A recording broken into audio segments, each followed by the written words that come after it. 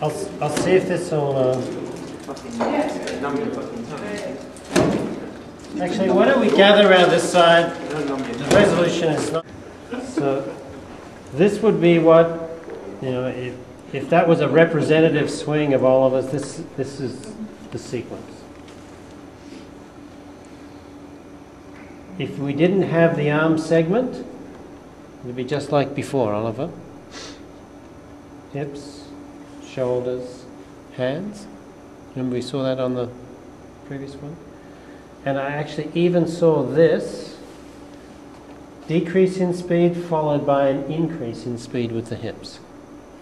So that's kind of this motion, or Well, it's not much. It's how would it look like? It's the rotation. So it's There's no stabilization there, is there? probably not enough. Oliver, you're left-handed, right? No? extremely right-handed. Yeah.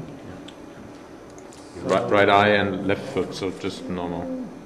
Let me very quickly show you this, because I just, Mike, Because his arms are before his yes. hands. Yeah.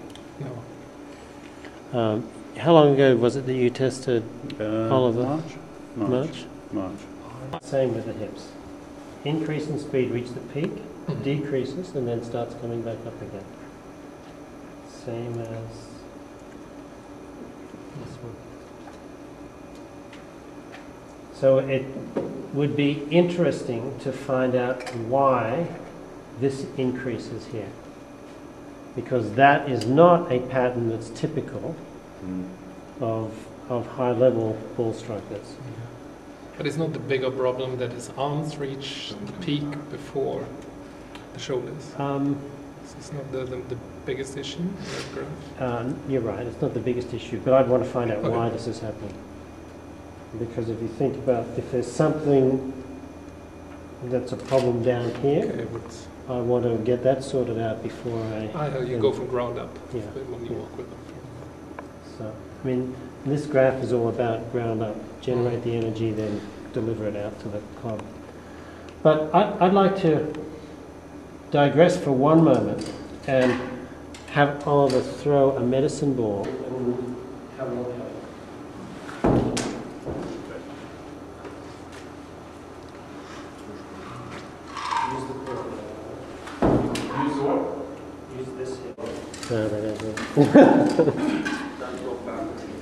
So do we have the impact position as the right position, Karen? Did you check that or not? No, I didn't check.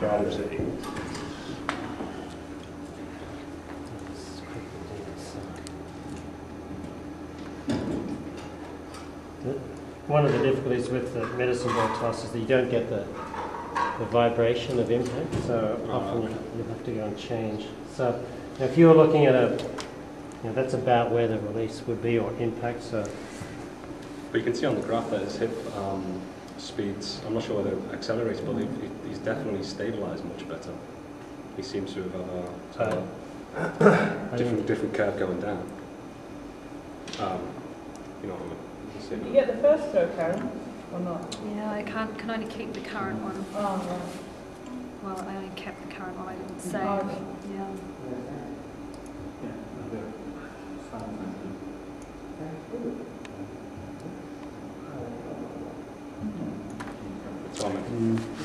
So just to put a second, as Dave? Nick. As Nick said, much better stabilization here. So there isn't that increase in speed. The sequence is definitely hips, shoulders, and it has to keep these two together to keep the connection between, because of the weight of the thing. There's still, I don't like this part here. There's a little kind of early pull with the arms there. So there's an increase in speed. Then he has to slow them down as this goes past, and then tries to accelerate beyond that. And is it right to say if there's a peak, that the faster it goes down after the peak, the more stabilization is there? Yes. Okay. Right. Yeah. So the steeper this drops off, yeah. This is a sign for stabilization. Yeah. So when you get flattening out, you've got no stabilization. It's just, So the faster the drop. yeah, but you shouldn't be trying to Drop it. No, it's something that happens, right? Yeah. Going around with timing sequence and get to feel it. So I might actually do things where, all right, Oliver, I don't want you to throw this really hard with your arms. I want you just to let your arms come along for the ride and throw it much more with softer hands, less tension here, not trying to throw it like this, but to go and release down there and see how that changes to give you a different feel and a different thought about how to sequence the movement. So, and look, there is no one answer here. There's not, well, we give you this drill, this medicine, and it's going to be right for everyone. What's this?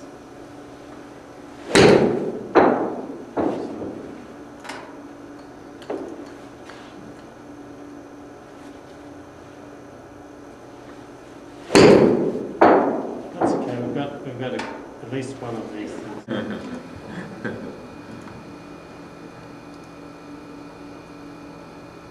Did you program the software yourself, or? Yeah. Every morning at 4:30 with the Indian So what about program. a key that does what you have to do all the time? Bring up this one and make it bigger. Oh yeah, that's easy. A shortcut. Yeah. Yeah. So.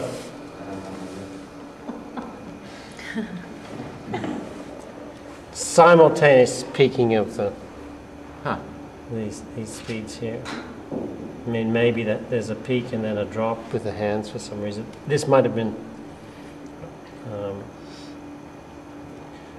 one of the things that, despite the fact that you came way over the top of that, it's not easy to change the fact that your hips change direction before your upper body. So this is not so typical of an amateur swing that way. You know, there's some fundamental movement characteristics that you want to start with your lower body. Yeah. So there's quite a long transition lag here between when the hips and the shoulders change direction at the top of the backswing. And then the peaking. So if I want to do the the amateur swing better, I need to start right at the beginning with all what I have. Okay. Let me just check one thing.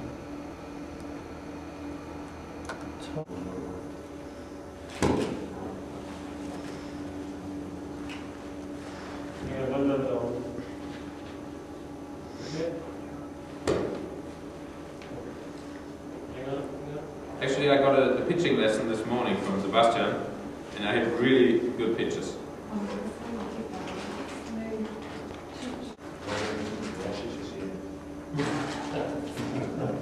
Say again, please.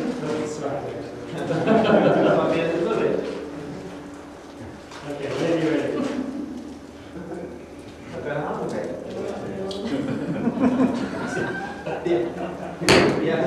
Some more tracks.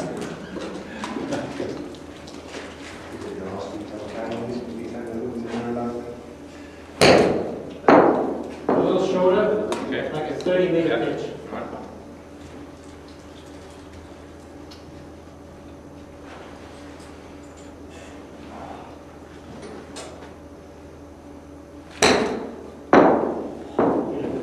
Yeah.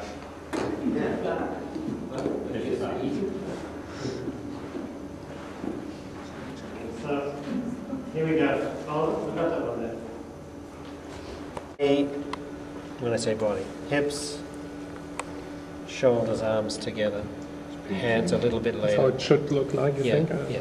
Pitching sequence? The only problem is I'd want this a little bit better stabilization afterwards, so down a little bit more, So there's probably a little too much sway on the Yeah, let me try to do that. Because if it doesn't work, it makes sense. You ready? Yep.